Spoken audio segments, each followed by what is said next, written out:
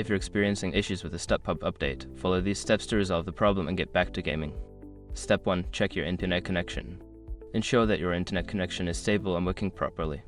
You can do this by running a speed test or trying to load other websites or online games. Step 2. Restart the game client. Close the PUBG game client completely and restart it. This can help refresh the update process and may resolve any temporary glitches. Step 3. Clear cache. If you're using a console or PC, clear the cache of the game client. On PC, you can do this by navigating to the game's properties and selecting the option to verify or repair the game files. Step 4. Disable background applications. Close any unnecessary applications running in the background that may be consuming bandwidth or system resources. This can help improve the update speed and prevent conflicts. Step 5. Reinstall the game. If the update is still stuck, consider uninstalling and then reinstalling PUBG. This can ensure you have the latest version of the game and may resolve any persistent issues. By following these steps, you should be able to resolve the issue with the stuck update and enjoy playing PUBG again.